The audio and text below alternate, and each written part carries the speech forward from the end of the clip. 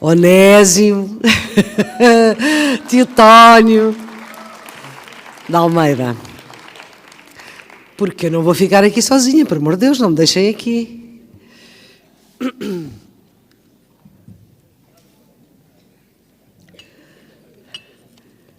Devagarinho, depois desta... Olá, olá, é o único que eu não conheço, peço desculpa.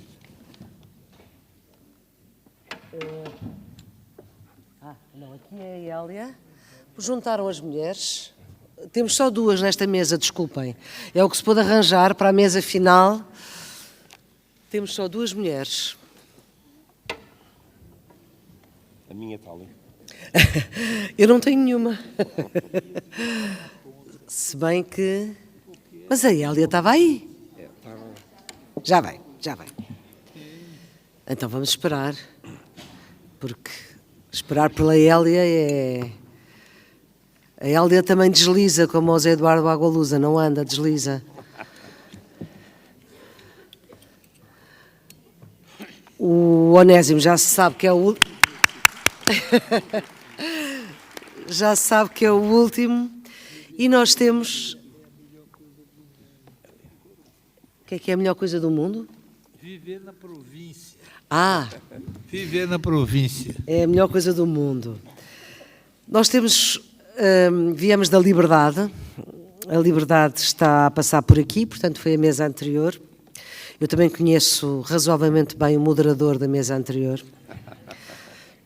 Pronto, há quem diga que isto é nepotismo, não é?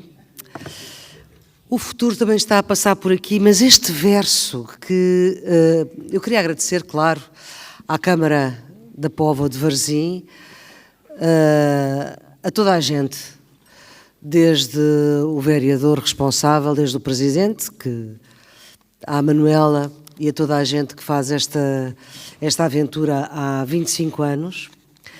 Mas estava eu a dizer que o verso que nos coube... querem trocar telemóveis. Está bem? É que se está a ouvir, sabem? Podem dar, que se calhar há muita gente que gostava de ter os vossos telemóveis. Já está. E um verso em branco à espera do futuro. Isto, dito assim, não é tão óbvio como a liberdade. Está a passar por aqui, não é tão óbvio. Mas quando vocês ouvirem a música disto... e um verso em branco à espera de futuro. Nós viemos da liberdade, viemos da casa que se quer ter para se ter filhos, da memória daqueles que não chegaram à liberdade, da música do amanhecer em liberdade e da liberdade escuramente preta. O resumo, enfim, da mesa anterior. E agora vamos começar com o Germano, da Almeida, que vem de uma ilha que, por acaso, eu não conheço, mas que é em Cabo Verde, conheço algumas coisas. O Germano é advogado de profissão, imaginem. Vem da Ilha da Boa Vista. E o seu último livro... Vocês têm aqui neste livrinho as biografias de toda a gente. Não vou dizer tudo porque são vidas já com algum tempo e com muito trabalho. As primeiras histórias publicadas em 1994, mas as primeiras que publicou ainda não usava o nome com que nasceu, Germano Almeida, mas sim Romualdo Cruz. E vou às últimas. A última coisa que publicou foi Os Infortúnios de um Governador nos Trópicos e foi Prémio Camões em 2018. Germano de Almeida, o nosso tema é esta ideia do verso em branco à espera de futuro. E que futuro estamos nós à espera neste tempo em que temos o futuro assim um bocadinho enevoado, pelo menos?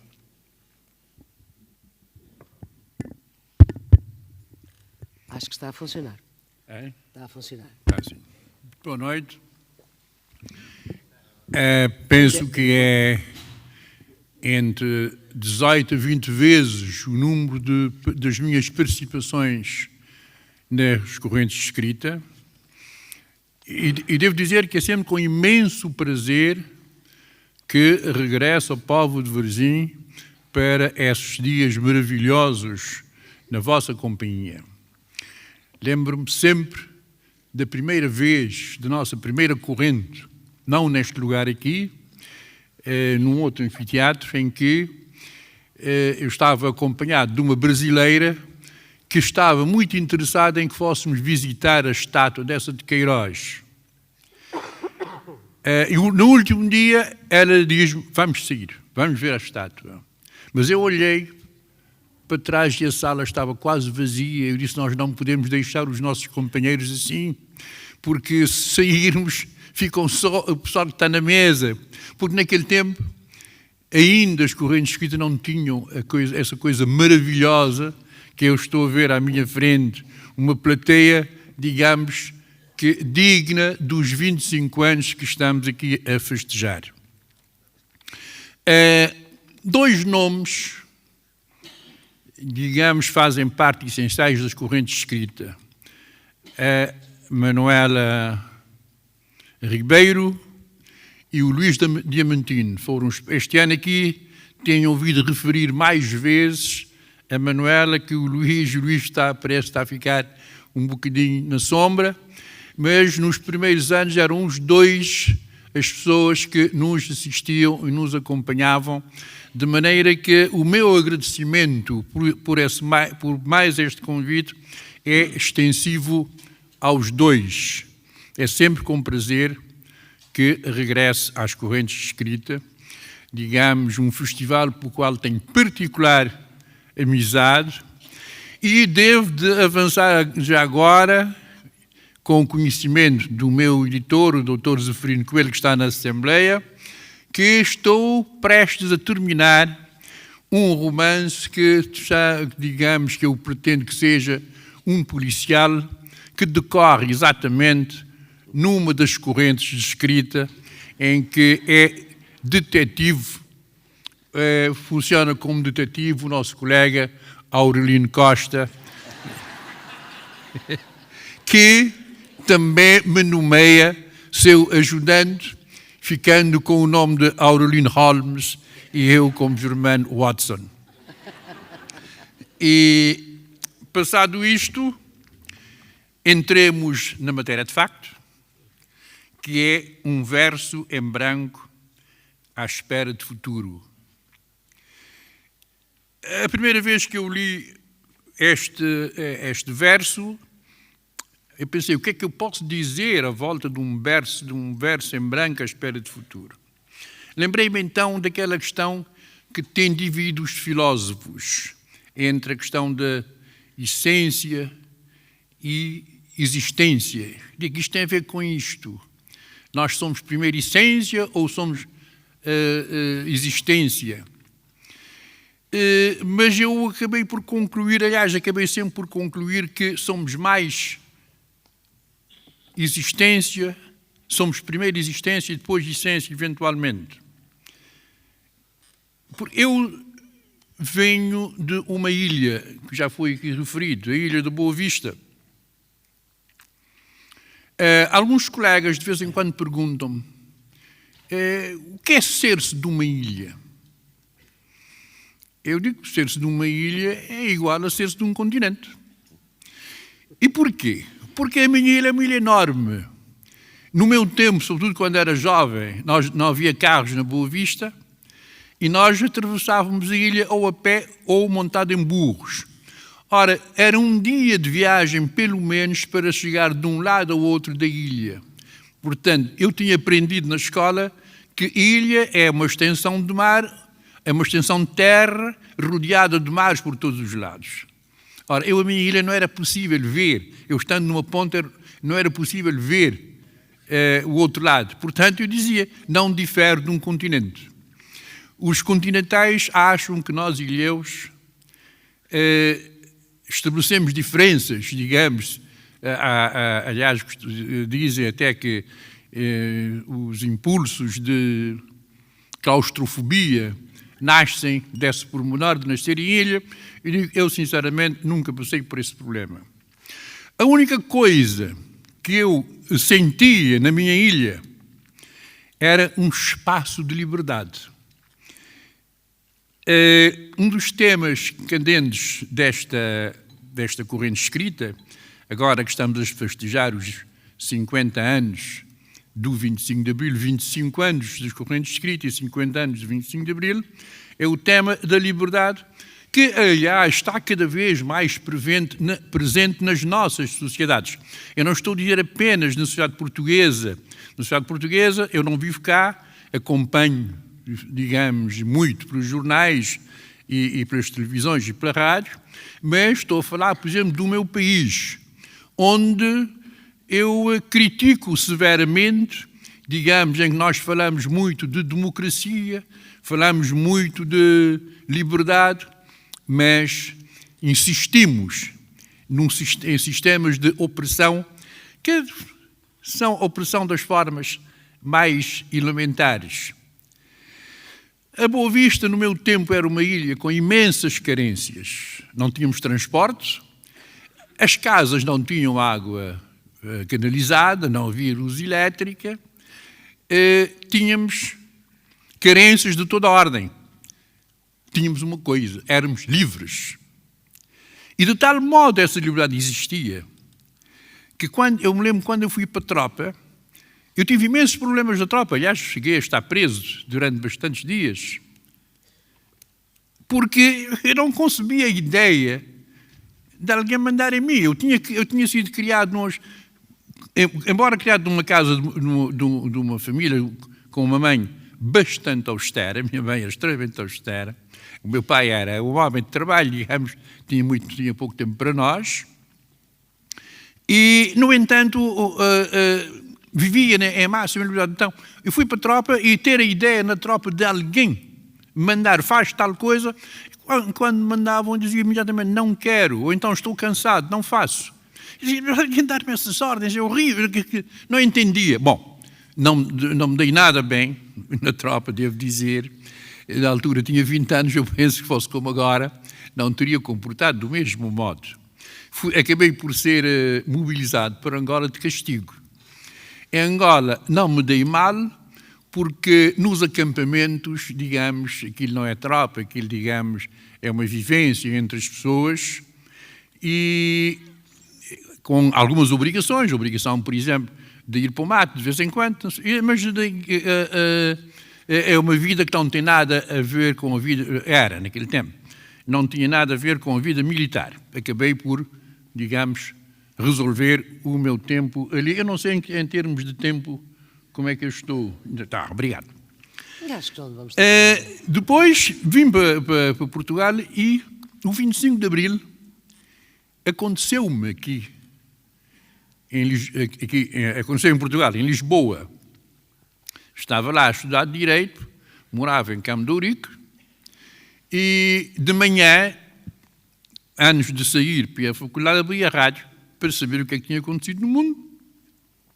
E eis que abro a rádio e está a haver um comunicado das Forças Armadas a dizer para as pessoas não se ficarem em casa, porque está a haver um movimento de capitães tendente a derrubar o regime, não sei quantos. Isto é o maior convite que me estão a fazer para sair. Portanto, saí imediatamente, desci o Rato, fui para o Largo do Rato, onde encontrei já diversas pessoas, digamos, a não entender, a comentar a boca pequena ainda o que é que está a passar. Entretanto, acaba por sair uma segunda edição da República a mencionar o movimento das Forças Armadas e desci para baixo, a mais Avenida de Liberdade, mas com muito pouco movimento, e só à tarde é que eu acompanhei de perto a rendição do professor Marcelo Caetano no Largo do Carmo, portanto, no quartel o quartel do GNR no Largo do Carmo. A gente sente esse momento de liberdade. Alguém referiu aqui que não foi imediatamente que se sentiu isto. É mais no dia seguinte. Por exemplo, em Cabo Verde, podemos dizer que o 25 de Abril chegou no dia 1º de maio. Porque aqui em Portugal acompanhei, obviamente, o 1º de maio, tive a sorte, digamos assim, de estar em Lisboa durante quase 2 anos, portanto, acompanhei o 25 de Abril, de perto, o 28 de Setembro, também, o 11 de Março, eu lembro que estávamos na faculdade a almoçar, a pedir o almoço, de repente há aquela confusão no quartel no Ralo 5, e via-se tudo, digamos, lá do coisa, a gente via tudo, portanto, interrompemos o almoço para coisa. E acompanhei também o 25 de Novembro, obviamente. Com todos os altos e baixos, há uma coisa que a gente tem que referir.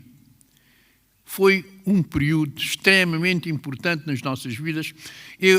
Aliás, a propósito disto, eu escrevi um livro, Dona Pura e os Camaradas de Abril, mas não sei se eu consegui traduzir a minha vivência, o que nós sentimos naquela altura vivendo o 25 de Abril. O 25 de Abril foi um marco importante. Aliás, 25 de Abril foi um marco importante, de tal maneira, não só para os portugueses, mas também para nós, que há uma história que parece ser verdadeira, de um grupo de militares num quartel em Cabo Verde estavam a discutir entre si. O 25 de Abril aconteceu em setembro ou em outubro? E não chegaram a uma conclusão. E então foram perguntar ao superior: a gente está na dúvida, o 25 de Abril quando é que foi isso? Setembro ou outubro? O homem diz: eu também estou agora na dúvida. E depois ele diz: mas vou consultar os documentos e já digo. Bom, mas eu acho que isto é extremamente importante e elucidativo. O 25 de Abril passou a ser uma instituição, não é uma data. Digamos, ultrapassa de longe o dia 25 de Abril para ser um marco nas nossas vidas. Eu quando comparo as coisas importantes da minha vida, aliás, eu costumo dizer, agora já não tanto, mas antigamente disse, bebo champanhe ao 25 de Abril, bebo champanhe para o 5 de Julho, porque são as datas grandes da minha vida, a data do 25 de Abril e a data de independência de Cabo Verde. Eu acho que, digamos, é importante fazer-se tudo para que essas datas não morram. Quando a gente fala num verso à espera do futuro, somos nós que preenchemos esse futuro. Esse futuro tem que ser preenchido à nossa maneira, com os nossos valores. É evidente, toda a gente sabe isto. Os homens não são eles. São a sua cultura, são as suas vivências, são as pessoas com os livros que eles leem, as pessoas que os influenciaram. Mas, não obstante isto tudo, somos nós que fazemos. O importante não é o que fizeram de nós, é o que fazemos do que fizeram de nós. Eu penso que isto são dados pelos quais a gente não perder e por qual vale a pena continuar a insistir nas festas das correntes de escrita. Muito obrigado.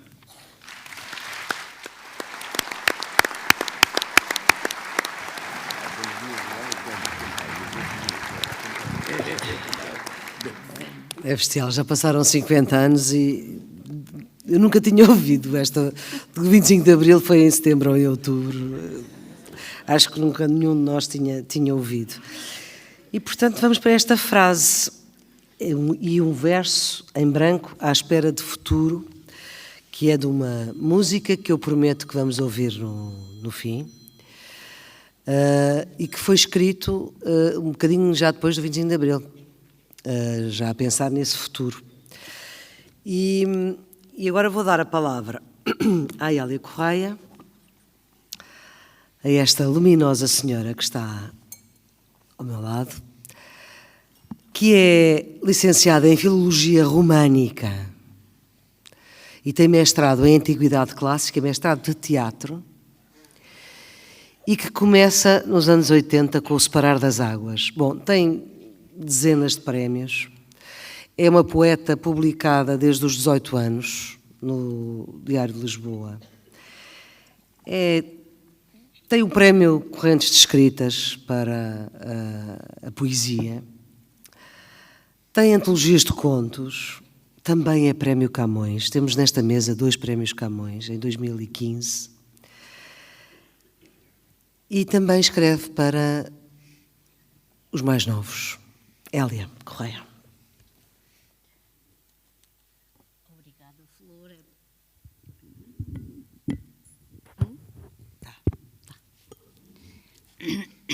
É a primeira vez que te tenho aqui como moderadora.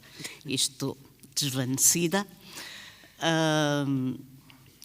Estão realmente aqui 2 prémios Camões que têm uma coisa muito particular em comum, é que estiveram os 2 perdidos na cidade do México. Pois, hermano. Os 2 perdidos na cidade do México, no aeroporto. E o laço que nos une mais é essa aventura de que eu nunca me esquecerei. Mas encontraram-se? Não, perdidos dos aviões. Estivemos perdidos dos aviões. E as bagagens foram e pronto, foi uma aventura completa, mas foi muito engraçado. Pronto, os 25 anos das Correntes de Escritas é uma data jubilosa. Eu quero muito parabenizar, eu vou buscar esta palavra não ao brasileiro, mas ao Camilo Castelo Branco, foi com ele que eu aprendi. Quero muito parabenizar os seus criadores, a sua família mais próxima, Manuel e Luís Diamantino, e todos aqueles que sustentam este acontecimento prodigioso. Eu estava a pensar, 25 anos de idade, tem as Correntes. Daqui a 15 anos será a altura de mudarem para o Brasil, porque aos 40 anos é a altura em que os filhos deixam a casa dos pais. E, portanto, daqui a 15 anos é a altura das Correntes deixarem a casa dos pais e irem para outro sítio qualquer. Também temos os 50 anos da Póvoa de Varzim, pois não causam, creio eu, nenhuma espécie de apreensão, só uma guerra ou um meteorito é que poderiam interromper o curso de vida de uma cidade. Mas o que aqui nos traz com esta glosa é o 25 de Abril. Eu compreendo e saúdo o elenco de frases belíssimas que as Correntes entregaram para as glosas nas sessões. Elas abrem janela à exaltação. Mas eu não tenho veia de tribuno nem de declamador. Prefiro cultivar a aletheia, até mesmo no sentido que Heidegger lhe trouxe, isto é, desvelar o oculto, afastar as cortinas do conforto e encarar, ainda que os olhos doam, a verdade daquilo que acontece. Pergunto, pois, agora, se estaremos com júbilo nesta celebração de Abril. Não estamos. Se os gestos são os mesmos, se os escravos são os mesmos, nós não somos os mesmos. E se não nos negarmos, se olharmos com coragem, se os ouvidos tomarem atenção, perceberemos que as canções já não cantam, balbuciam, e que as páginas perderam o esplendor. Foi tudo um sonho e acordámos para o real, quando os tacões das botas nos calcaram. E agora não achamos medida, nem palavras, nem grelhas interiores de entendimento que organizem e tornem de algum modo familiar aquilo com que deparamos. Vemos no horizonte a verdade pior, a competência para o mal dos seres humanos, o seu instinto territorial novamente excitado, o sabor da cruzada a fabricar saliva. E vemos como o pensamento corre perigo. Vemos como as palavras estão sob ameaça e como essa ameaça chega de várias frentes. A da censura fascisante, é certo, mas também a da intervenção woke. E a da ameaça mais assustadora, porque deslumbra aquele que é ameaçado, como se ele bebesse uma poção. A ameaça da extinção da língua, da criação. Da criação, a imagem do partido único, do idioma único, tornando línguas mortas as nossas línguas vivas e as literaturas vivas. A página em branco dá-nos o direito de sonhar, escreveu Gaston Bachelard. É este um caso em que uma frase de um grande teorizador do devaneio nos parece surgir num texto adolescente. Mas este surto de nostalgia e pessimismo que me atingiu, com origem mais próxima no belo verso da canção, tema da mesa, que eu sempre atribuí à Ari dos Santos, mas que fico na dúvida porque busquei informação e é dada como José Luís Tinoco. Eu descobri as correntes também, peço desculpa de interromper, mas isto é a música no teu poema. É um dos versos desta música no teu poema. E também toda a vida pensei que era José Carlos Ari dos Santos. E até confirmei ali com aquela enciclopédia viva que é o João Goberno. É José Carlos, é José Luís Tinoco, que fez a letra e a música para o Carlos do Carmo, é de 76. Eu ia dizer isto no meio, mas digo já, porque pensar a mesma coisa que ela pensou é enfim...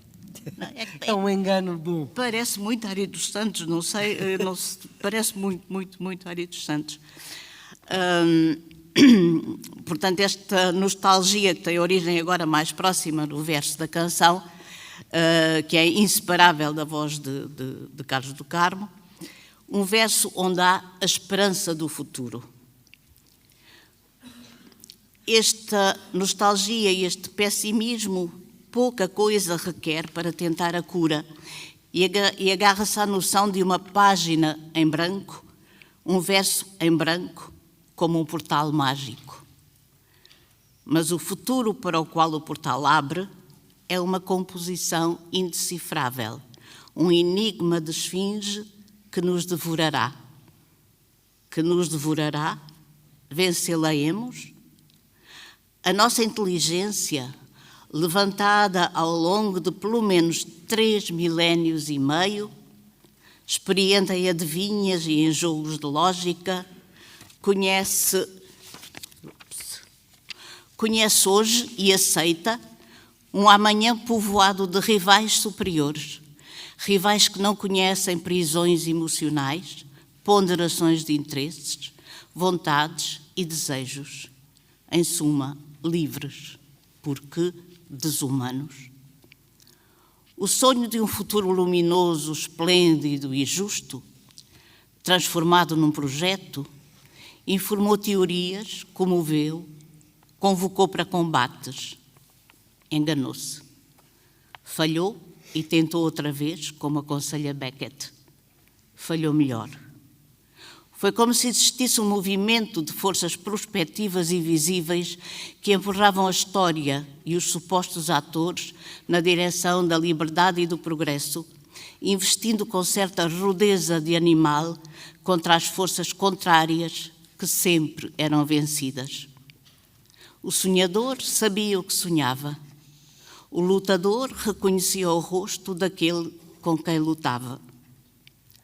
O novo nasceria do antigo, pertencendo ambos a uma mesma cadeia da hereditariedade. Aqui chegámos bem assentes nisso. Porém, de súbito, a paisagem afundou-se. E mesmo aquilo que compreendemos, como, por exemplo, as guerras territoriais e os desastres climáticos, não são passíveis de uma alteração vinda da indignação ou da vontade. As palavras flutuam como folhas do outono que em breve cairão. As palavras que nós acarinhamos, mas nunca examinamos com atenção e cuja robustez não questionamos. Verdade, humanismo, democracia. Não reparamos que a democracia não é o estado natural de um grupo, que é como a justiça fruto da criação do intelecto humano e que, se abandonada à sua sorte, colapsa e volta à tirania inicial. Ouvi há pouco alguém que comentava que a questão do número de médicos existente daqui a uns 10 anos é ociosa, pois, pela inteligência artificial, as necessidades de meios humanos serão inteiramente reconvertidas. O futuro é hoje impossível de antecipar e descrever em língua disponível. As palavras do ano passado pertencem à linguagem do ano passado e as do próximo ano esperam por uma nova voz, escreveu T.S. Eliot. Eu não concebo um mundo sem as nossas palavras. Porém, o mundo pouco se importará com as minhas concepções. Vamos cair segundo o ensinamento do poema? Vamos, ao menos, conseguir dançar? Os meus gregos pensavam que o futuro estava na nossa nuca, não à nossa frente, porque ninguém o via. E não o vendo, não sabemos o que é. Talvez seja, afinal, um trecho de beleza pronto a cobrir aquele verso em branco.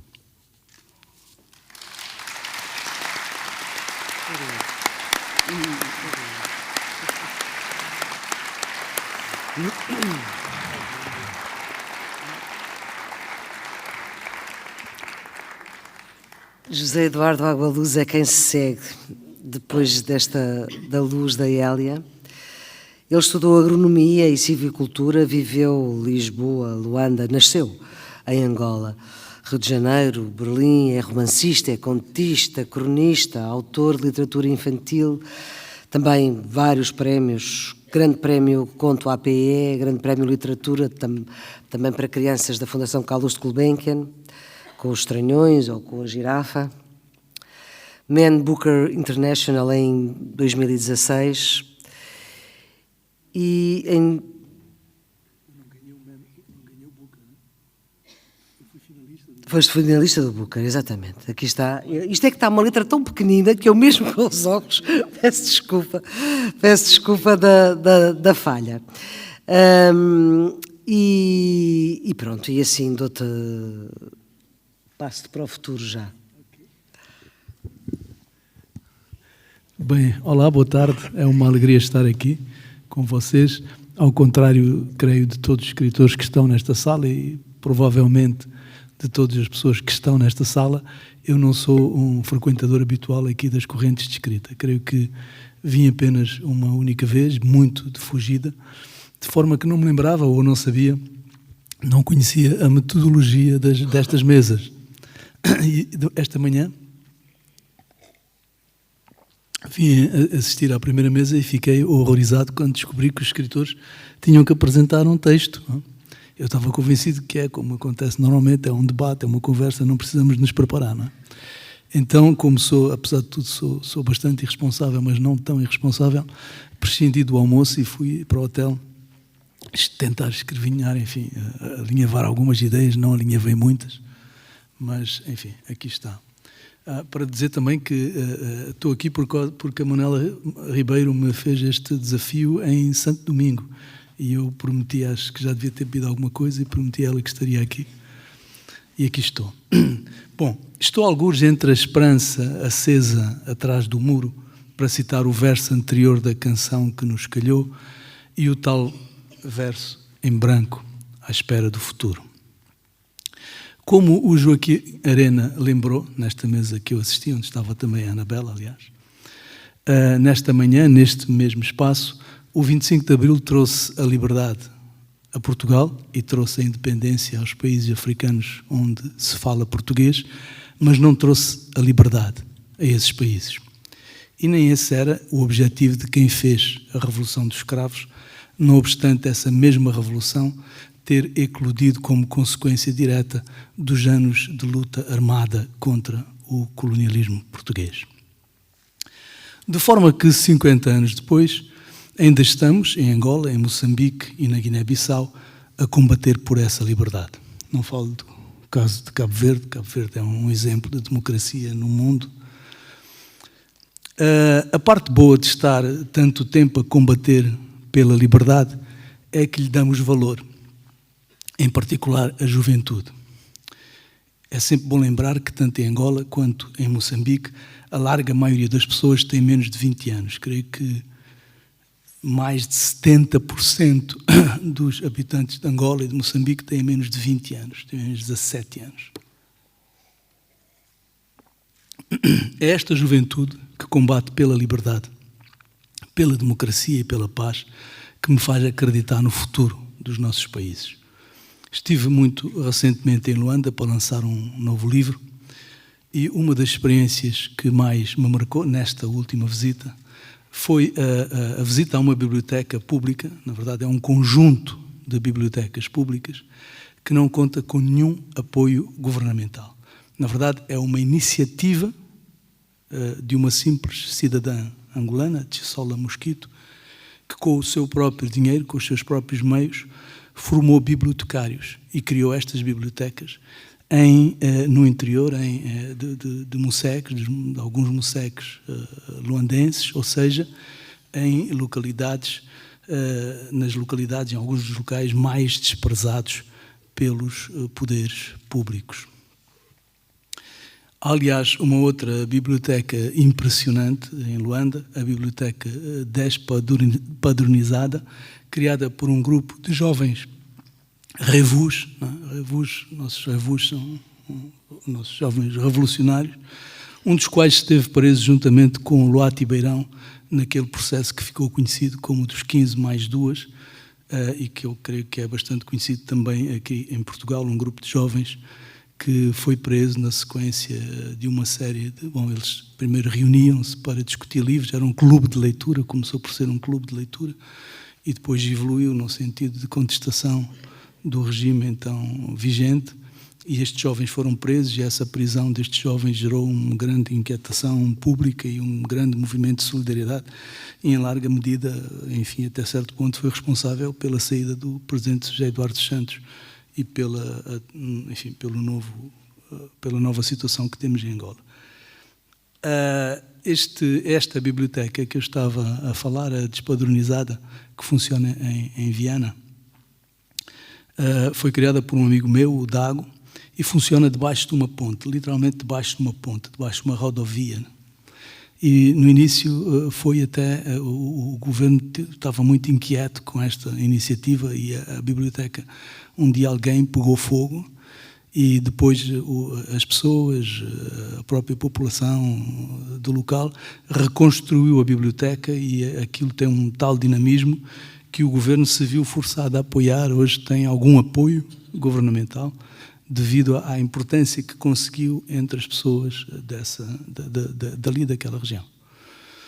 Lembro-me que nesta última visita me encontrei com leitores numa das bibliotecas criadas pela Chisola Mosquito, todos jovens, com menos de 25 anos, todos extremamente bem informados, todos tinham lido os meus livros que era possível que tinham naquela biblioteca. Esta associação entre livros e liberdade, entre livros e revolução, não surge por acaso. Livros, sejam de ficção, de poesia ou de ensaio, sempre foram instrumentos de reflexão e de pensamento, ou seja, são efetivamente instrumentos de transformação social. Eu lembro que quando estes jovens foram presos, eu na altura recebi fotografias deles dentro da cadeia lendo livros meus. E depois o Dago contou uma sessão muito divertida, que era como é que os guardas deixavam entrar os livros. Eles não liam os livros, não tinham nem paciência para ler os livros, então decidiam pelo título dos livros. Então, por exemplo, no caso dos meus livros, a Rainha Ginga, ok, a Rainha Ginga pode entrar, não tem problema.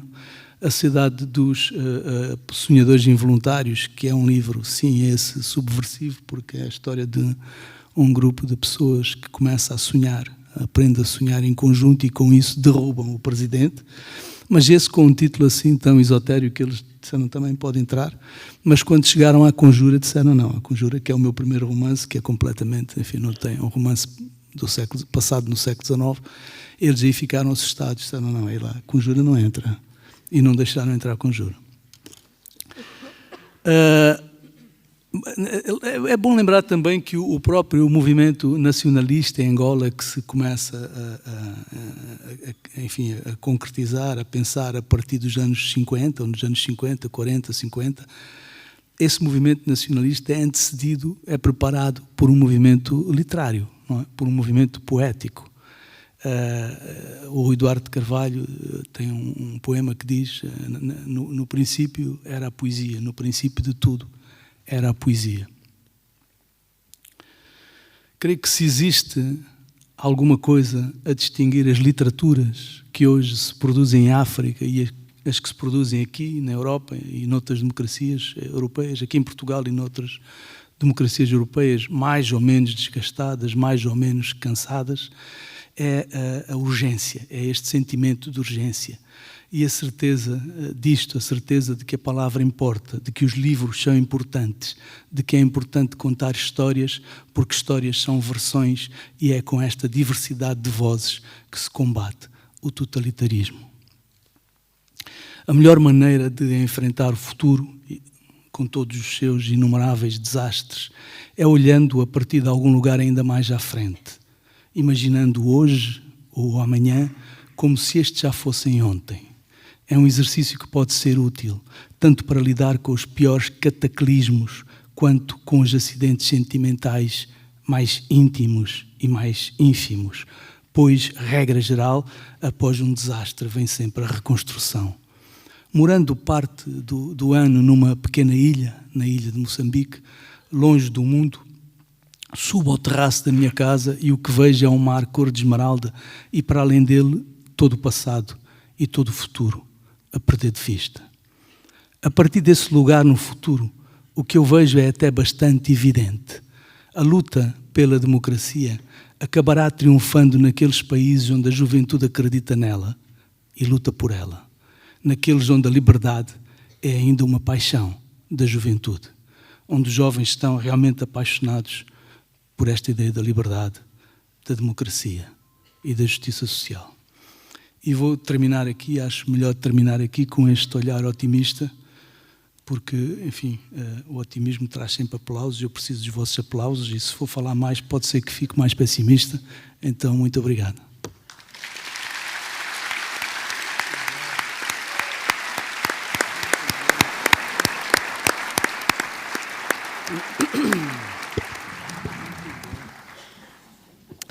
Bom, e agora vamos ouvir José Paulo Cavalcanti.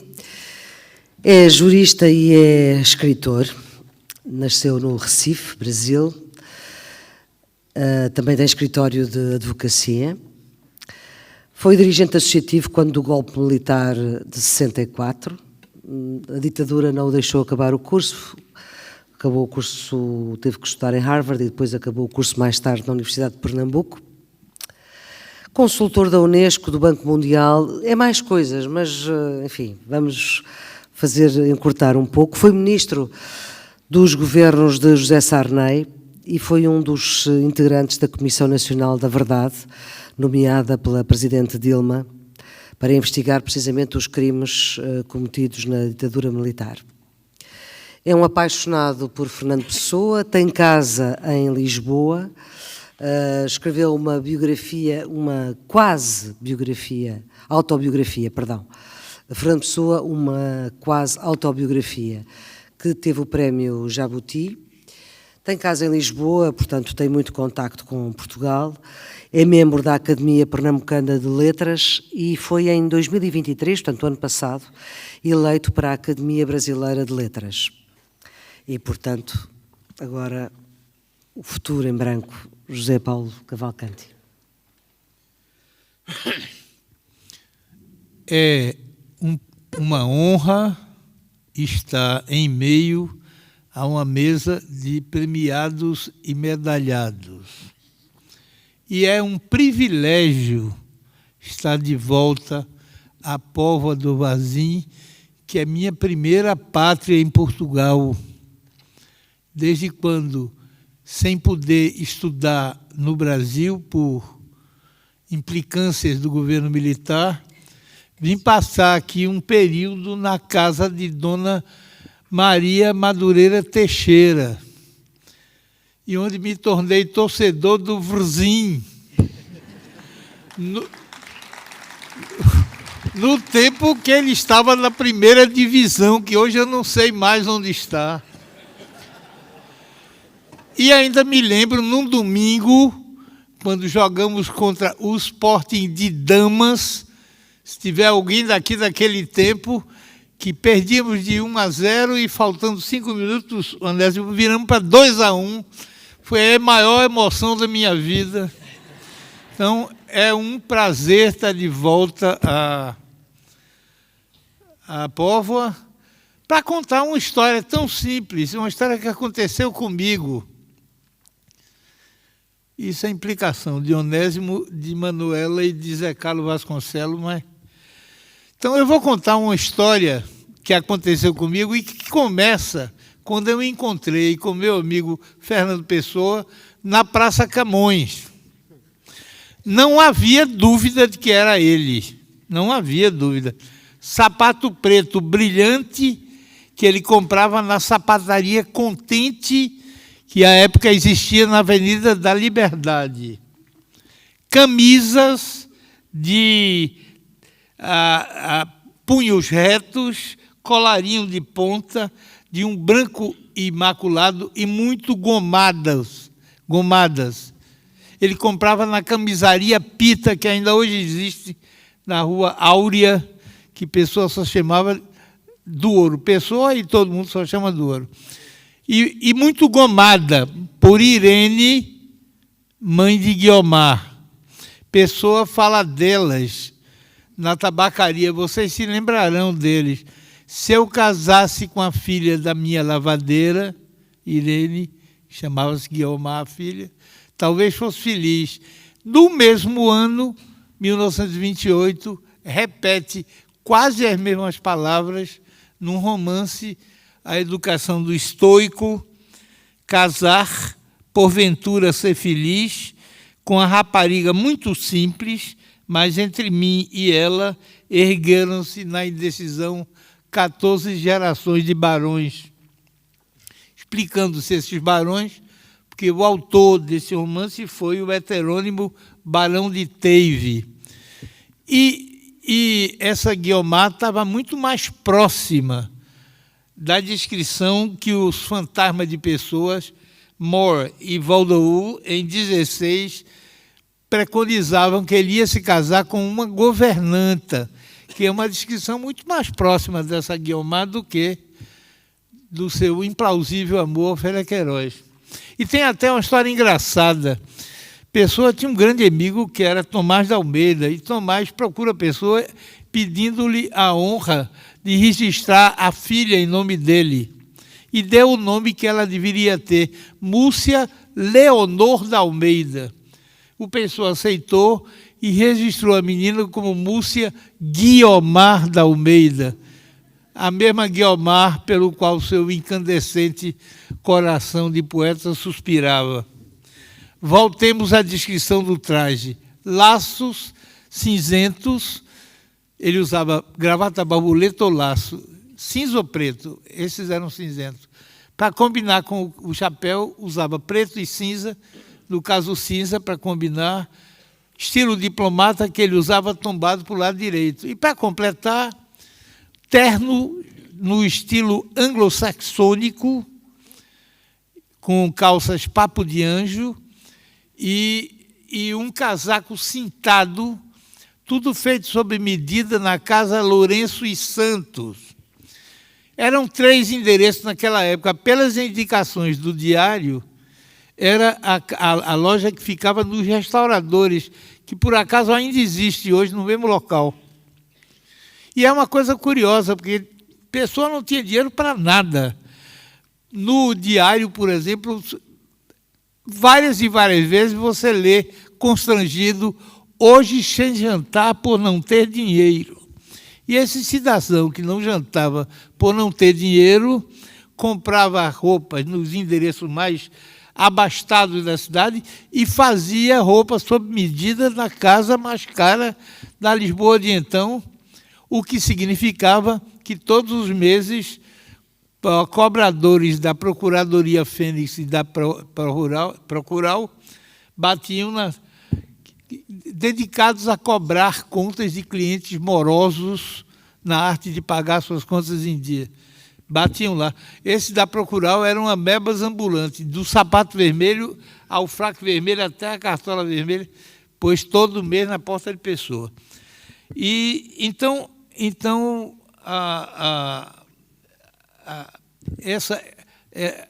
era ele, sem dúvida.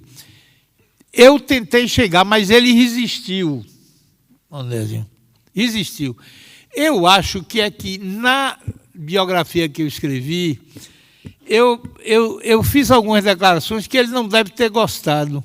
Por exemplo, a de que ele, com muita frequência, se inspirava em versos de terceiros. Vou soltar 2 exemplos, porque me disseram que só tem que ser 12 minutos. Só 2. Poderia citar muitos mais. Havia um gato meigo que me fita com olhos de vida na Casa Vasques.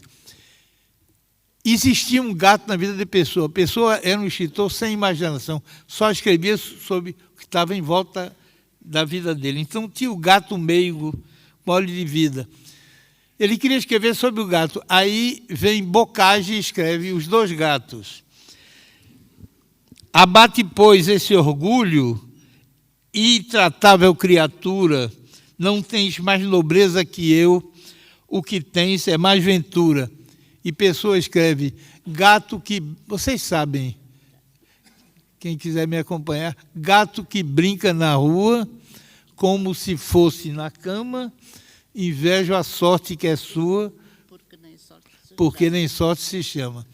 Por exemplo, em 1905, Antônio Corrêa de Oliveira começa Cantigas dizendo: ó ondas do mar salgado, de onde vos vem tanto sal? Vem das lágrimas choradas nas praias de Portugal. E Pessoa começa a amar português de mensagem dizendo: ó mar salgado, quanto sal são lágrimas, que é a mesma coisa. Sim, é. Sim, não é a mesma coisa porque é melhor. Mas vem de lá. E nem é só em poemas. Em 1925, a pessoa começa a trabalhar trabalhava em muitas casas, na Empresa Nacional de Publicidade, que era dirigida por um amigo dele chamado Manuel Martins da Hora. Essa empresa era uma empresa controlada por João Pereira Rosa, que era dono do Século, e por General Motors, lá dos Estados Unidos. E Pessoa, em primeiro lugar, Pessoa faz o primeiro caso de merchandising em poesia do planeta Terra, que é o seguinte: ele ia escrever, eu vou pegar só o fim, é um poema de Álvaro de Campos sem título, de 1928. Ao volante do Chevrolet, pela estrada de Sintra, ao luar e o sonho, na estrada deserta, na estrada de Sintra, cada vez mais perto de Sintra, na escada de Sintra, cada vez mais perto de mim. E Chevrolet, por que Chevrolet? Porque o patrão era da General Motors. E o carro que a General Motors tinha em Lisboa era o Chevrolet. Então, foi para a história. Pois bem, mas em 28, o Carlos Eugênio Moutinho de Almeida, que virou representante da Coca-Cola aqui, e pediu-lhe o famoso slogan da Coca-Cola. Só que Pessoa era alucinado por Unamuno. Até queria que ele escrevesse na revista Orfeu. E Unamuno tem um romance chamado Vida de Dom Quixote e Sancho, onde ele, num trecho lá, que Pessoa sem dúvida leu, escreve sobre as diferenças entre o estranhas e o entranhas. Aí Pessoa, tendo que fazer o slogan, lembrando de Unamuno, escreve o famoso Coca-Cola, depois entranha. Não é muito original, mas seja. Mas então eu respeitei, achei que ele estava meio magoado, eu respeitei. Aí ele foi para a Igreja dos Mártires, onde foi batizado menos de um mês depois de ter nascido. E eu atrás dele. Ele olhou, ele mudou para o lado, foi para a Brasileira, do Chiado, porque naquele tempo tinha uma outra lá embaixo, que era a Brasileira do Rocio. E ele olhando para trás. Eu também. Aí ele trocou de novo da calçada, indo na direção dos Armazéns do Chiado, foi para Bertrand. Olhou para trás e eu estava atrás dele, porque eu precisava conversar com ele. A próxima rua, quando ele viu que eu estava, saiu correndo, desembestado, desesperado. Aí eu disse, mas como é possível? Aí Letícia disse, Zé Paulo, isso era um sósia. E ele estava morrendo de medo de ser assaltado por você. Ele saiu correndo com medo. Eu disse, não, Letícia, você não entende nada de fantasma. Ele estava só um pouco incomodado. Pois bem, no outro dia estou eu na Biblioteca Nacional e aparece um bilhetinho do início de um soneto, sem que se saiba para quem foi escrito, em que data foi escrito, por que foi escrito, por que parou no meio. Eram 6 versos só. Então, eu entendi que foi Pessoa pedindo desculpas pela véspera, deu um soneto e dizendo, complete para mim, por favor. Então, eu achei que era uma coisa impossível de resistir. Cheguei de noite, completei, Deus me comparar com Pessoa, um desastre, mas completei e deixei em cima da mesa. No outro dia de manhã, tinha de lado no, que era um heterônimo de Pessoa, que toda vez que ele não gostava do que Pessoa escrevia, de noite escrevia de lado no, isso não presta. Aí eu vi no papel o no, eu completei o soneto, como ele pediu, no. Aí eu procurei Maria Letícia. Letícia, foi você que botou isso no? Ela disse, claro que não. Eu disse, eu não estou entendendo. Aí ela disse, é você que não entende nada de fantasmas. De forma que era essa história. Agora, eu vou ter que me despedir lendo o soneto em parceria que nós fizemos para submeter ao crivo do ridículo de escrever junto com o meu amigo Pessoa. E com esse soneto que eu vou recitar para vocês, eu me despeço. O título é Soneto da Mágoa. Pessoa, se soubesses com que mágoa eu uso esse terror de amar-te sem poder, nem dizer-te que te amo de confuso, de tão senti-lo, nem o amor perder. Se soubesses com que ódio, a não saber, falar-se do que quero, me escuso, entenderias que nesse escrever revivo a alma de um poeta luso, porque te amo como quem te odeia, como se o Cristo, ao fim daquela ceia, beijasse o rosto do seu traidor, e te desprezo como quem tonteia, como se o sal que corre em tua veia fosse a semente desse nosso amor. Obrigado.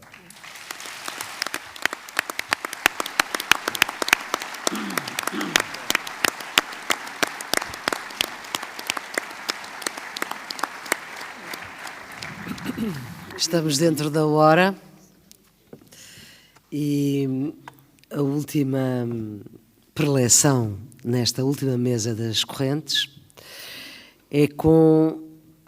É a primeira vez que vem cá, não é?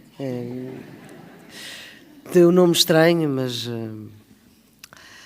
é doutor em filosofia na Universidade de Brown, em Providence, Rhode Island, catedrático do Departamento. Devia ser catedrático do Parlamento, era muito melhor.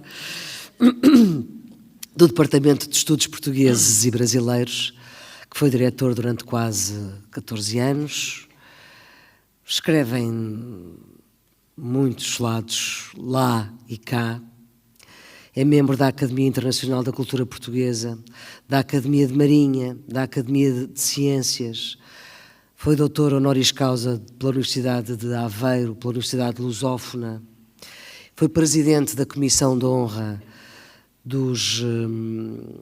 da celebração do Dia de Camões em 2018. Orador oficial do Dia de Portugal no momento feliz do Presidente da República. Em 2018 foi em Boston e nos Açores, precisamente, São Miguel, porque ele é de uma ilha, que também é grande, não é tão grande quanto a Boa Vista, mas é uma ilha grande. E, bom, o próximo livro vai sair. Para já, o último é sobre as correntes descritas e as correntes descritas. Isto parece que eu estou a dizer a mesma coisa, mas se virem escrito, não é.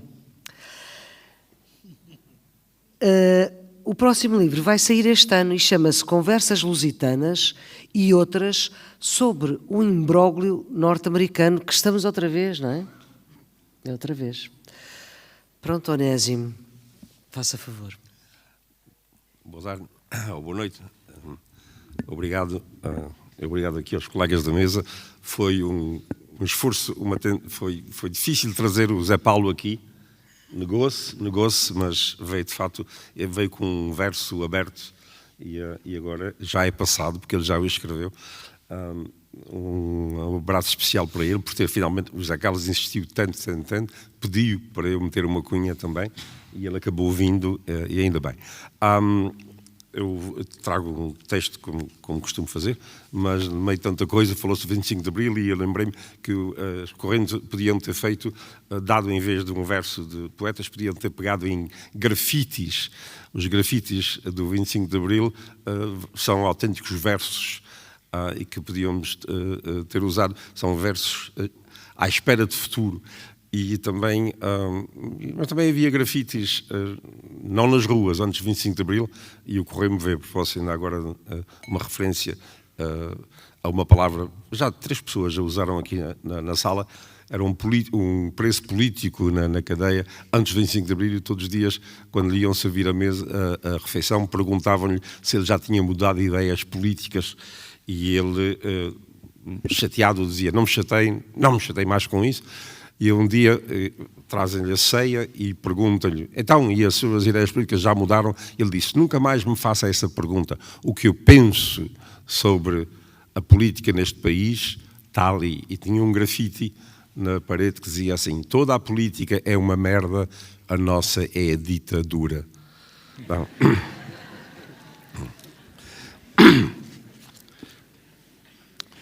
Começo por agradecer mais este convite para estar aqui, muito embora já tenha expressado inúmeras vezes à organização que preferia não ter sob os ombros o peso de fechar estas belas correntes. Sinto-me, aliás, como naquela história de uma feira do livro, em que na sessão de encerramento os livros decidiram também intervir para agradecer ao público. Por unanimidade, decidiram que seria o dicionário a falar em nome deles. E então o dicionário começou assim, não tenho palavras para agradecer. Quando recebi o tema para esta mesa e um verso em branco à espera do futuro, pensei que a organização das correntes deveria ter um mínimo de sensibilidade para não dar um verso destes a uma pessoa da minha idade, cujo futuro a gente sabe bem qual é. De resto, o meu futuro e o da minha geração aconteceu já há muito tempo. Agora, e para roubar o título do livro da Hélia Correia, já vou na terceira miséria, que é a terceira década depois dos 50. Há 4 idades na vida de uma pessoa, que é a idade da infância, a da adolescência, a idade adulta e a idade do você está de bom aspecto.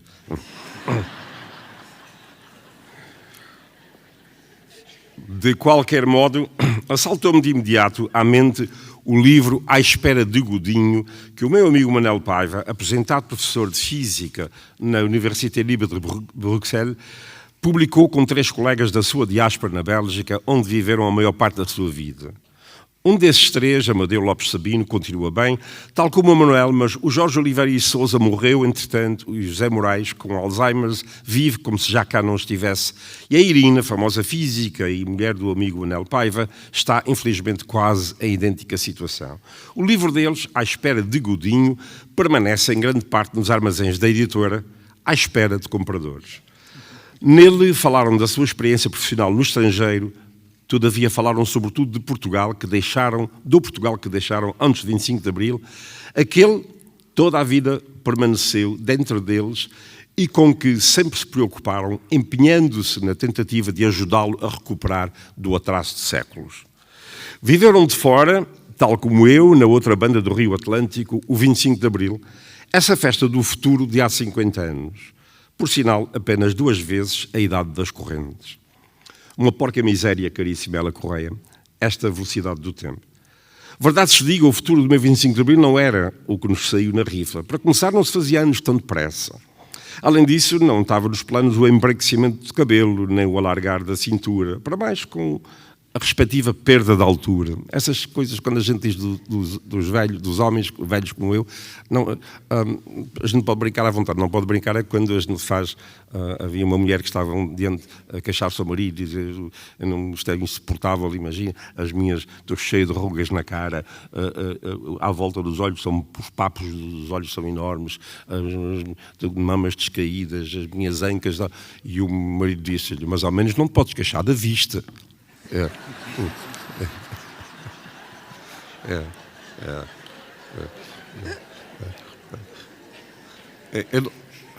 Eu não sei porque quando a gente diz essas piadas sobre os homens, não tem a mesma piada, é verdade. É uma mulher a dizer assim: o meu marido diz que eu fico mais interessante quanto mais os anos passam. E a outra disse: ele é romântico. Não, ele é arqueólogo.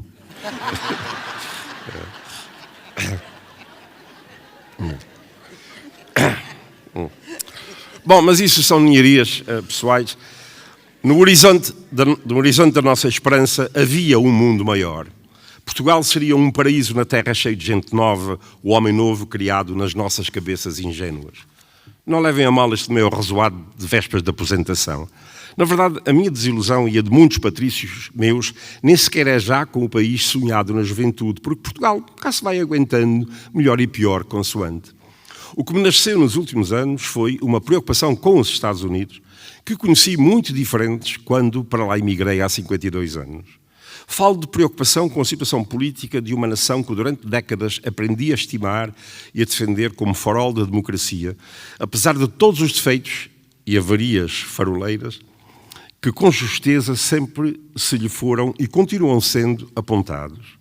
Anda por aí na internet, basta googlarem que facilmente encontrarão uma frase minha que já nem sei onde escrevi. Tudo o que disserem sobre os Estados Unidos, de bem ou de mal, ou é verdade, e se não for, vai ser. Todavia, nunca em dias de vida, imaginei que uma figura como Trump pudesse algum dia chegar a presidente e, pior ainda, que viesse a estar na iminência de voltar a sê-lo. Na internet até circulam cartazes exclamando que Trump foi enviado por Deus. Não estou a brincar. Alguém reagiu: como é possível? Deus já não tinha mais gafanhotos?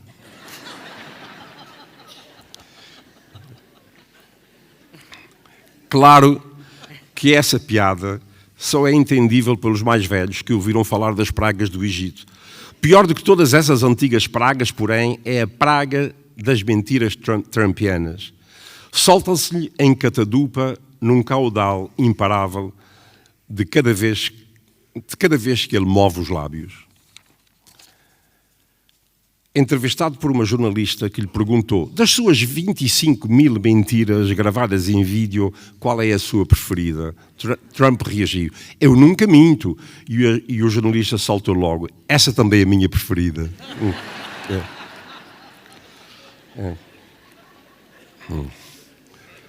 Resignei-me a reconhecer que os Estados Unidos estão irremediavelmente divididos em dois grupos de pessoas. O das que pensam que Trump deve ser reeleito e o grupo das que pensam. Não quero fazer aqui cara de espantado como naquele cartoon do semblante atarantado de Descartes, quando descobri que as pessoas que não pensam também existem. E votam.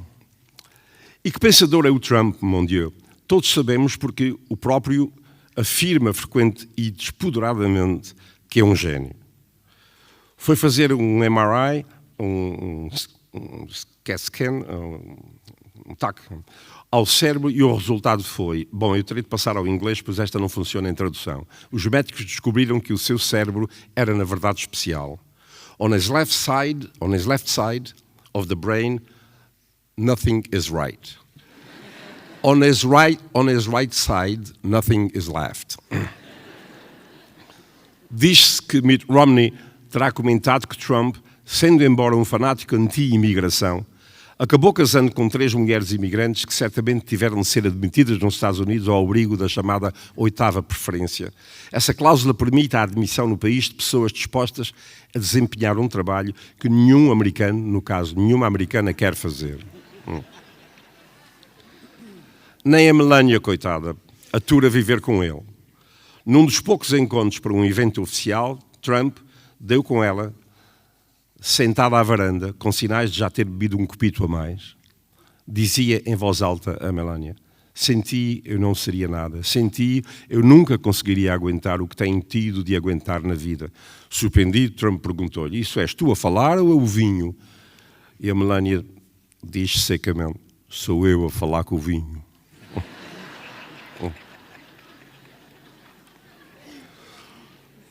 De outra vez, num comício, Trump cruzou-se com um indivíduo empunhando um cartaz anti-Trump, provocando uma tirada sarcástica.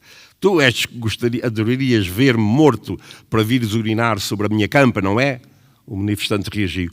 Nunca, desde que saí da tropa, nunca, desde que saí da tropa, prometi a mim próprio que nunca mais me meteria numa fila. Já repararam que ele anda sempre a insultar Obama. Na verdade, insulta toda a gente, mas dizendo de Obama que durante 8 anos na presidência nunca fez nada. Contudo, ao mesmo tempo, insiste em querer voltar à Casa Branca para continuar a destruir o que Obama fez. É preciso muita paciência para aturar o energúmeno. Apetece-me repetir o que ouvi há dias a uma amiga minha, isto é verdade, cuja irmã tem um mau casamento. Quando alguém lhe recomendou que pedisse a Deus força e paciência, a irmã reagiu de imediato. Eu só peço que Deus me dê paciência, porque se Ele me dá força, eu mato.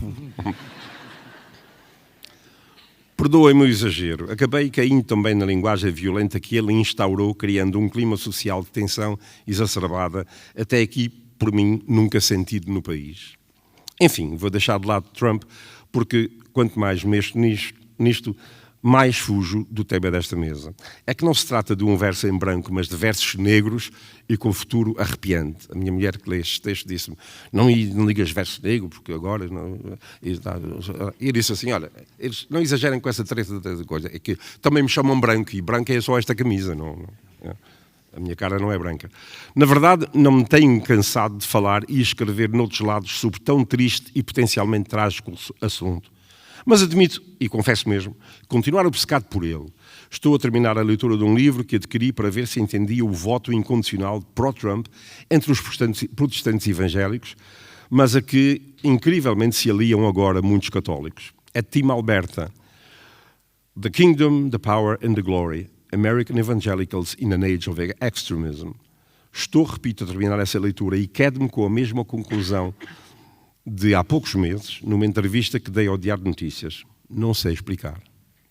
Ou melhor, não sei não sei nada para além do fato que insiste em sublinhar. A sociedade americana está polarizada e cada qual segue apenas a informação fornecida pelos canais de comunicação que confirmam as suas crenças sem se preocuparem com ouvir o outro lado.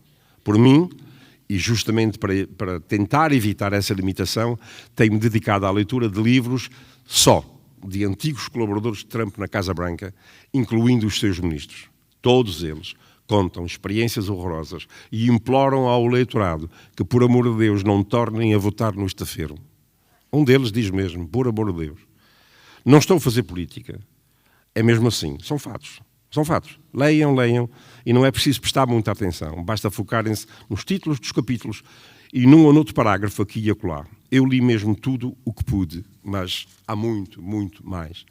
Infelizmente, ninguém dos MAGA, Make America Great Again, se dispõe a prestar atenção a obras como, por exemplo, House of Trump, House of Putin, que narra em pormenor e com bases sólidas as antigas e profundas ligações de Trump às máfias russas e a Putin. Por isso, nunca entenderiam esta desenfreada invectiva anti-Trump. A minha Leonor interrompeu há dias a leitura da Zone of Interest, do famoso escritor inglês Martin Amis, para me ler em voz alta uma passagem sobre a Alemanha de Hitler, que, mutatis mutandis, poderia ser sobre a América de hoje. Traduzo.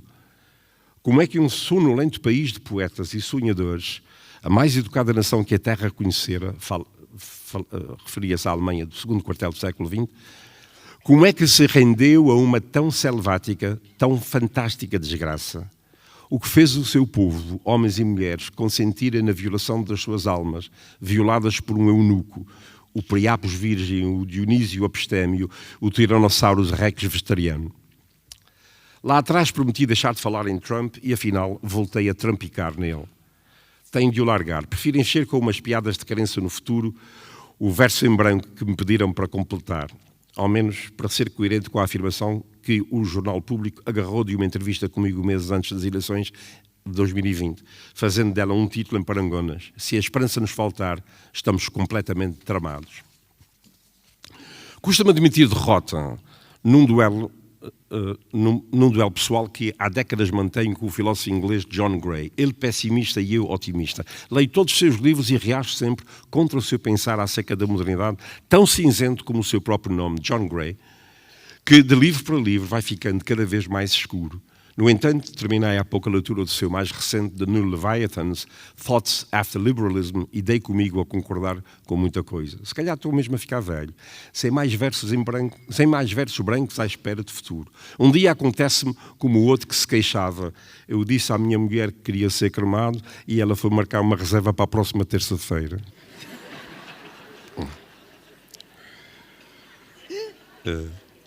Também pode vir a acontecer um diálogo como o de um velhote que, em consulta ao médico, ouviu o comentário. Está com ar preocupado, perguntou o médico. Preocupadíssimo, doutor. Estou a ficar velho. E o médico, mas isso não dura muito. Tenho de reagir. Na verdade, ainda não cheguei à velhice de quando um homem e os seus dentes não dormem juntos.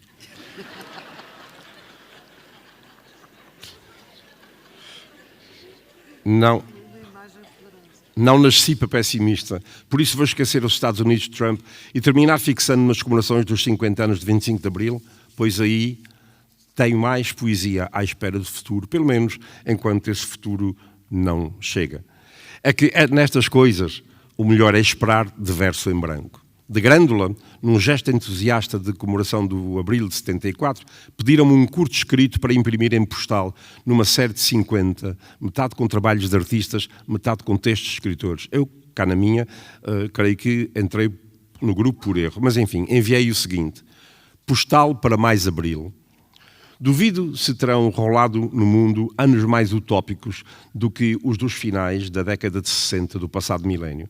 A Rússia, de 50 anos antes, poderá reclamar esse galardão. Todavia esteve longe do clima mundial, dessa loucura da segunda metade do século. E todavia, sem qualquer narcisismo patrioteiro, creio que nenhuma revolução foi tão pura ou tão ingênua como a de 25 de Abril. A ideia do nosso socialismo original, traduzida em poesia e música, agarrou pelos fundilhos a juventude lusa, bem como não poucos idosos em reparação de anos perdidos, e galvanizou a geração filha do maio de 68 parisiense, pressentindo que finalmente se concretizava ali a almejada transformação radical. O 25 de Abril foi a festa onírica do grafite que captou o espírito dominante no tempo. Queremos tudo, enlevados nos mais doces e utópicos sonhos de um homem e de um mundo novos. A tal nos condizia a ignorância das ciências sociais, éramos humanistas inocentes e, sobretudo, ignorantes da visceral biologia, ainda hoje, tão desdenhada pelos cientistas sociais, considerando, ingenuamente de novo, tudo ser cultura, isto é, acreditando que os seres humanos podem mudar o que lhes aprouver, se a tal se dispuserem. O que aconteceu, porém, nos anos subsequentes, malgrado acontecimentos grandiosos, tem sido um regresso ao mais do mesmo, animal trôpego e bruto do passado. Tudo voltou à mesmidade, só que agora mais perigosa, porque a tecnologia aumentou exponencialmente as capacidades de destruição outrora inexistentes. Hoje, até a ideia de progresso é posta em causa, visto ser um ideal da modernidade tornado utopia obsoleta. Os seus críticos esquecem que foi a ideia da modernidade que nos permitiu aqui chegarmos. O que eles não podem perder de vista é que os ideais dela têm de se harmonizar entre si. Não podemos exagerar na prossecução de um valor em detrimento dos outros. Do momento, todavia, não se nos divisa qualquer alternativa para a modernidade e, por isso, será erro crasso descurarmos-la se quisermos que o 25 de Abril continue a ser sinónimo de primavera. E assim termina esse postal para a Grândola. Gostaria, porém, de terminar com uma nota mais otimista. Estamos na reta final das comemorações de centenário do nascimento de Natália Correia e eu vou evocá-la lendo a sua Ode à Paz, que é também um hino à esperança. Faço porque a recordo com saudade, apesar dos vários conflitos que volta e meia tivemos. Falta-nos a sua verve, imprevisível, mas destemida e incontrolável. Basta lembrar cenas como aquela com o general Yanes e a Manela Yanes, de quem Natália era muito amiga. Eleito presidente, ela fora convidada para uma recepção oficial no Palácio de Belém. Na conversa com o primeiro casal, Natália referiu-se a Yanes como o senhor presidente. Manuela Yanes atalhou: "Ó Natália, trate-o por António", como sempre o tratou. Natália elevou a mão com a boquilha entre os dedos e disparou: "Não, é senhor presidente, que é muito mais erótico." Bom.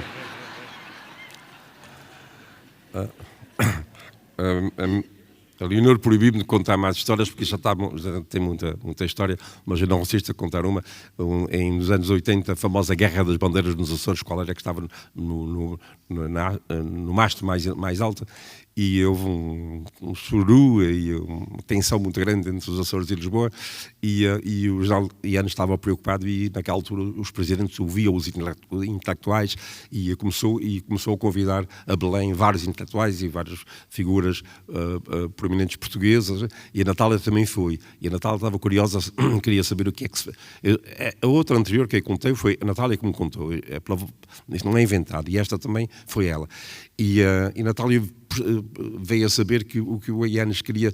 O Yanes estava preocupado com a situação dos Açores, ainda havia resquícios da FLA, e ele estava a pensar mandar as tropas para os Açores.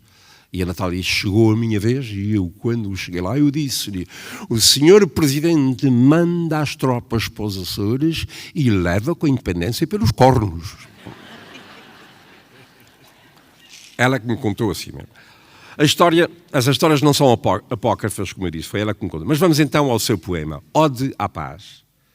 Pela verdade, pelo riso, pela luz, pela beleza, pelas aves que voam no olhar de uma criança, pela limpeza do vento, pelos atos de pureza, pela alegria, pelo vinho, pela música, pela dança, pela branda melodia do rumor dos regatos, pelo fulgor do estio, pelo azul do claro dia, pelas flores que esmaltam os campos, pelo sossego dos pastos, pela exatidão das rosas, pela sabedoria, pelas pérolas que gotejam dos olhos dos amantes, pelos prodígios que são verdadeiros sonhos, pelo amor, pela liberdade, pelas coisas radiantes, pelos aromas maduros de suaves outonos, pela futura manhã dos grandes transparentes, pelas entranhas maternas e fecundas da terra, pelas lágrimas das mães, a quem as nuvens sangrentas arrebatam os filhos para a torpeza da guerra, eu te conjuro, ó paz, eu te invoco, ó benigna, ó santa, ó talismã contra a indústria feroz, com tuas mãos que abatem as bandeiras da ira, com o teu esconjuro da bomba e do algoz, abre as portas da história, deixa passar a vida.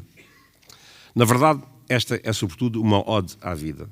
pelo menos à vida que ela, vulcânica e atlântica, respirava a plenos pulmões.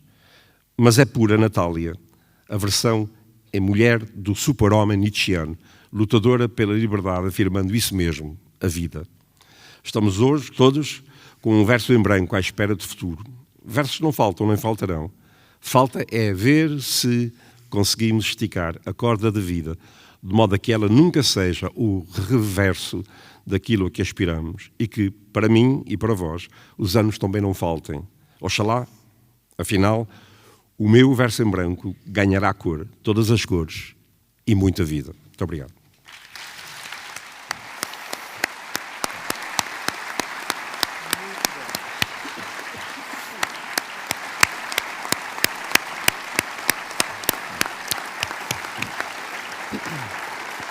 Nós estamos completamente dentro do tempo. Acho que há tempo para uma pergunta, se alguém quiser. Na mesa anterior havia perguntas. Não, estou a ver que não. E então pedia, para fecharmos esta mesa, recordarmos a última versão desta canção, porque esta canção, no teu poema, a primeira vez foi em 1976, a letra e música de José Luís Tinoco, e esta não sei exatamente de quando é que é, mas é já do século XXI, porque é a versão sempre cantada pelo Carlos do Carmo, que foi este texto e esta música foi feito de propósito José Luís Tinoco para o Carlos do Carmo. E agora aqui na versão com o Bernardo Sassetti ao piano e a voz do Carlos do Carmo. Eu creio que a Manuela também isso tratou para nós fecharmos em beleza a última mesa destas correntes descritas da edição dos 25 anos das correntes, nos 50 anos da cidade e nos 50 anos do 25 de Abril.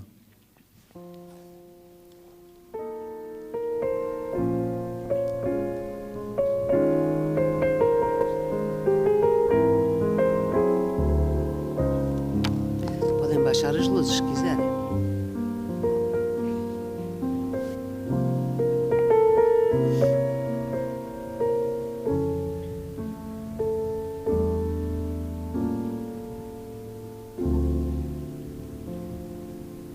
No teu poema existe um verso em branco e sem medida, corpo que respira, um céu aberto, janela debruçada para a vida.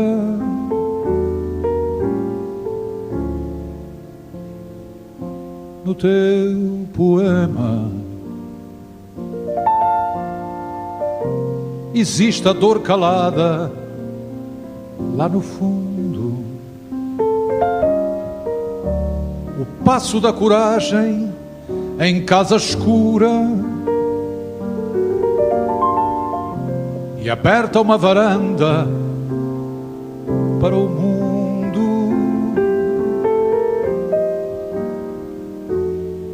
Existe a noite,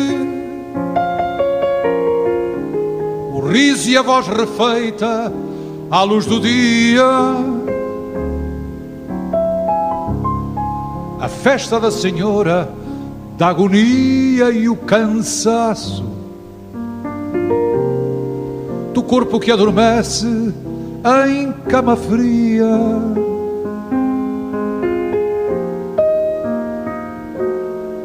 Existe um rio,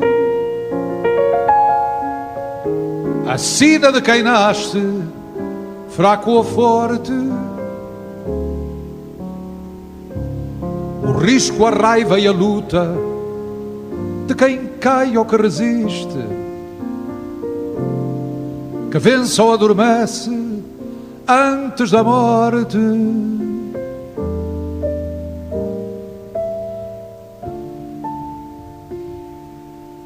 No teu poema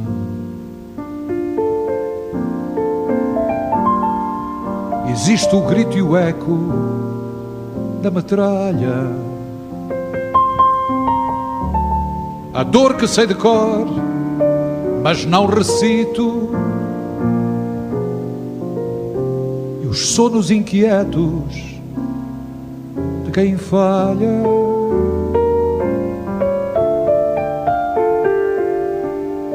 No teu poema existe um canto-chão alentejano, a rua e o pregão de uma varina, e um barco assoprado a todo o pano.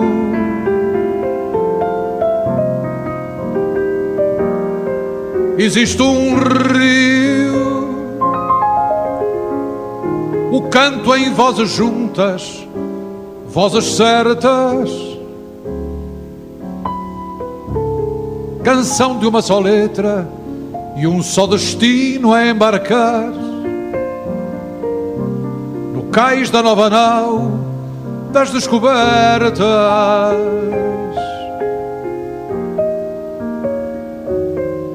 Existe um rio, a sina de quem nasce, fraco ou forte, o risco, a raiva e a luta de quem cai ou que resiste, que vence ou adormece antes da morte.